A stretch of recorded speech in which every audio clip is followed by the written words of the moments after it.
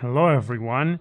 So today I bring you the latest news regarding the supposed peace talks between what looks to be just Russia and the US, like proposing peace to Ukraine without Ukraine actually participating at all. And I find this absolutely wild because it really lays bare how bankrupt intellectually, morally, in every possible way the fanatical Russian Z-types are, especially the majority of them who have also postured as pro-Palestine, because the way that this is being described by sources close to these machinations is as a Russian West Bank-style occupation of the occupied parts of Ukraine. That's right, the US is offering a supposed peace deal to Russia that it is favorably comparing to the Israeli occupation of the West Bank.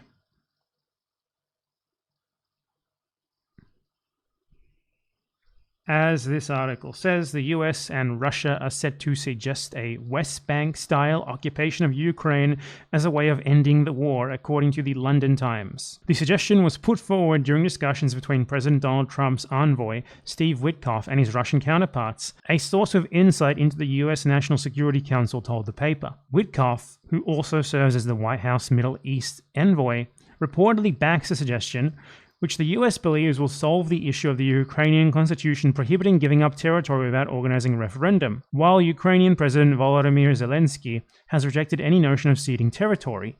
The new occupation proposal may lead to a truce following Russia's full-scale invasion of Ukraine, which began in February 2022. So they are straight up favorably using the West Bank as a model of what should be happening in other places now.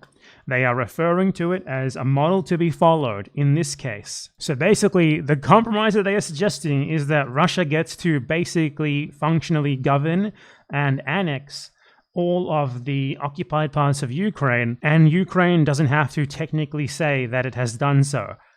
And they negotiated all of this without Ukraine actually being there to say no or anything. It's just a deal between the US and Russia directly. Incredible, right? Yeah.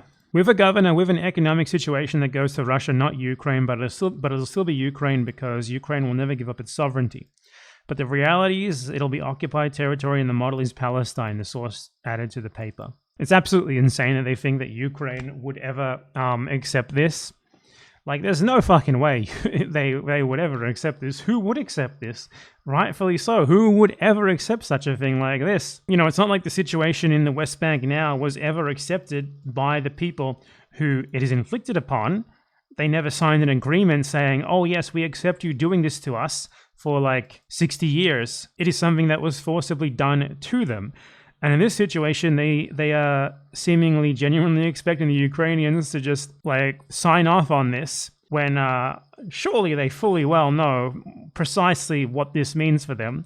You know, they're trying to turn Ukraine into a fucking Russian-administered mini Palestine. It's really funny too because the article says that Trump reaffirmed during this Wednesday meeting, or a different Wednesday meeting, that territorial issues can only be negotiated between Russia and Ukraine. And then yet, this is what they're negotiating directly with Russia behind the scenes. Great stuff. This is not going to do anything but cause more problems that are longer lasting, obviously. You export this supposed ideal of the West Bank model, and what you're going to get is people fighting back against occupation and oppression, just over a much longer period of time and a bit more informally than Ukraine has been fighting up until now. It's utterly ridiculous, and this really just lays bare the complete insanity and idiocy and just plain moronness, to coin a new term straight from my genius brain, very high IQ, of anyone who supported this invasion, who supports the occupation,